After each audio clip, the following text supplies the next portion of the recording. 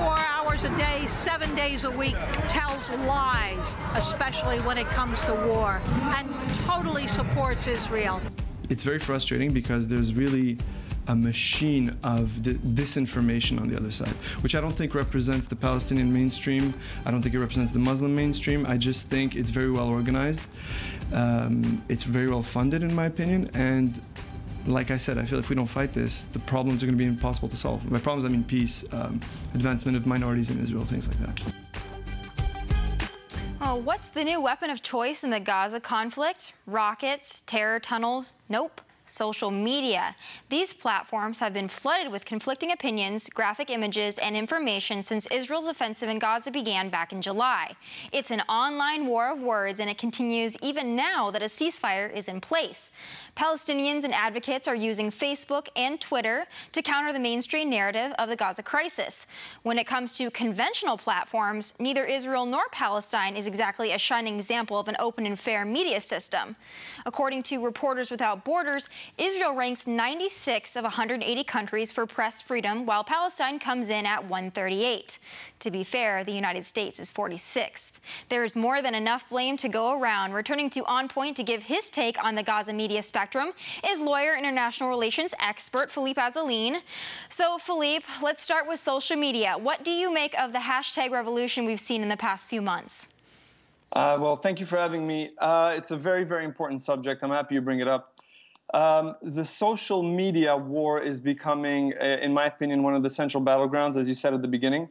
It is very powerful in perpetuating the narrative, which, to my chagrin, I think is much more solid on the extremes than in the center, the mainstream that wants peace.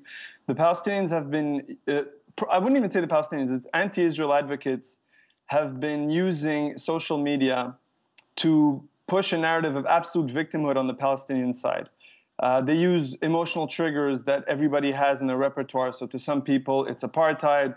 To some people, it's genocide, whatever it is that triggers the right emotions. And they've been pushing through this false use of these words and accusations, a narrative that I think is an impediment to any progress and to any peace. Do we see that on both sides, Philippe? Because I'm very aware of Twitter right now. The hashtag Gaza under attack is still popular, even now, and people are still tweeting about it. But I see it on both sides. Is that something that you see as well? There's definitely an effort on both sides to win over public opinion by social media. I don't think by any stretch of the imagination, and I mean, I was working in this, and I'm studying it now, I don't think by any stretch of the imagination the Israelis or the pro-Israel side is anywhere near as organized or as focused or as relentless as the anti-Israel side that likes to call itself pro-Palestinian. But I don't think groups like Students for Justice in Palestine, for example, are very popular in the US, and they've achieved a very big presence in social media. They are much more professional in pushing a narrative, which I have to say is often dishonest or half honest. Philippe, and the Israeli side is not as the Israeli side is not as professional, not even close in doing that. But I have to ask you, because a lot of what I've heard is that the pro-Palestinian side is a lot of citizen journalism. So it's a lot of people that are in their college campuses, and that's kind of like a grassroots activism, as opposed to the Israel side, which seems to be more funded by the state. It seems to be more organized, because that's the narrative that I've heard, is that it's citizens versus mainstream. Yeah, I mean, I'm sorry to say that's part of the propaganda too. The SJP is an organization that's present on dozens of campuses.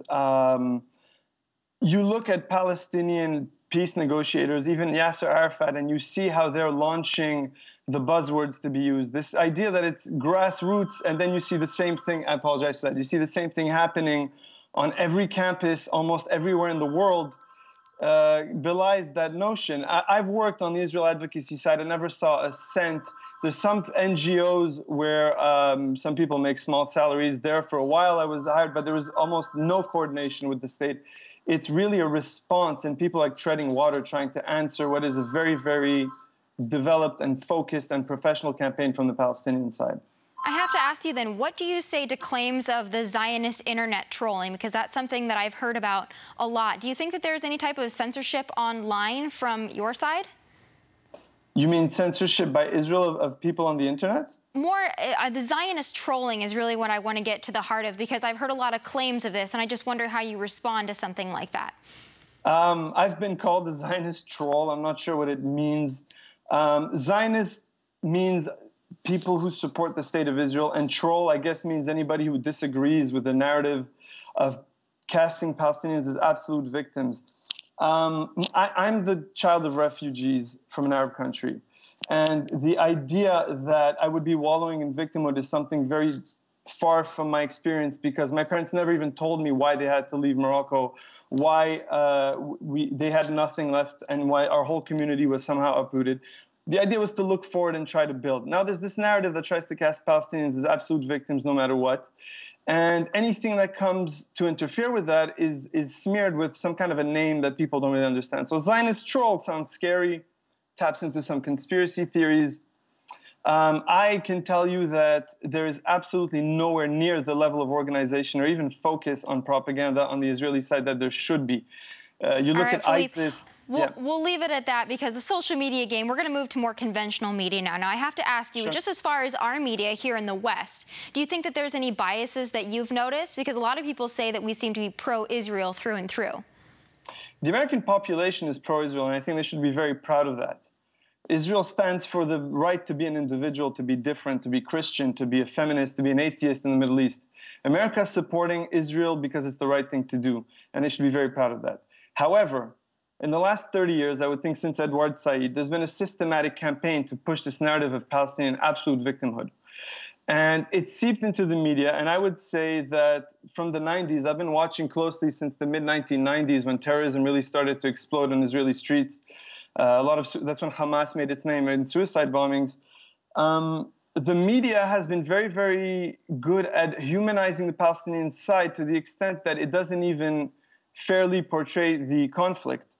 I think what changed so far recently is that a lot of information has come out about how the media has been intimidated. Journalists have been intimidated by Hamas in Gaza, not allowed to report both sides, and how some stories have been buried because they don't fit this narrative. I would say the media, with the exception of a few channels, is maybe not consciously pro-Palestinian, but does a very, very good job of showing the Palestinian perspective in emotional, almost physical terms, which is very hard to compete with. I mean, imagine during the Second World War, But Philippe, German... I want to bring it back now, because, I mean, I think on both sides, I think we see certain outlets that seem to be much more pro-Israel, and then other outlets that obviously lean the other direction. But I want to turn now to the Israeli media itself. Is there any type of, you mentioned narratives, is there an Israeli narrative that paints the Palestinians as terrorists in the world view? Do you think that that narrative is pushed at all by Israel's media? The Palestinians as a group, as terrorists, no. The Israeli public is a very mature public. Israel is a tiny country, and everybody has lost somebody to terrorism. Everybody knows Palestinians. I do. There's a genuine desire to want to achieve peace, to move on.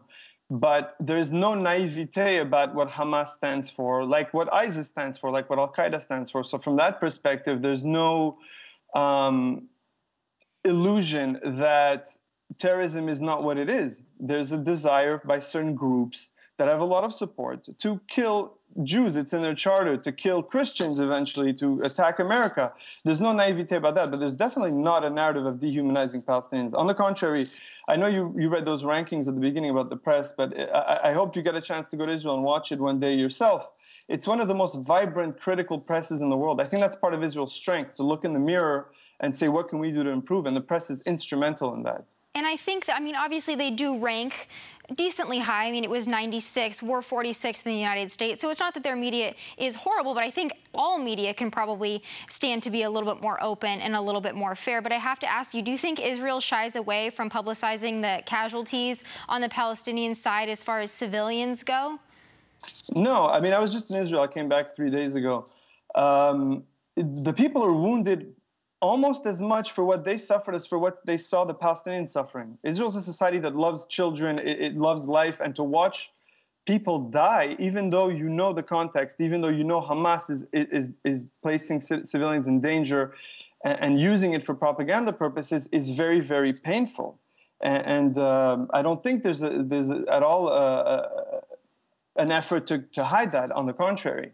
There's a very vigorous debate about what Israel can do to remain true to its ideals, which are like American ideals: life, liberty, respect for human dignity, things that are entrenched in law. But it's very, very hard when you're dealing with nihilist groups.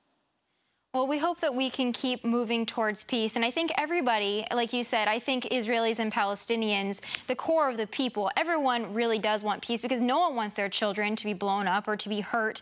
We all care about civilians. So thank you, Philippe, for coming back and sharing your perspective. We always appreciate both sides of the story.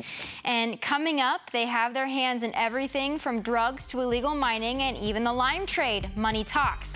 More on the modern-day mafia when On Point returns.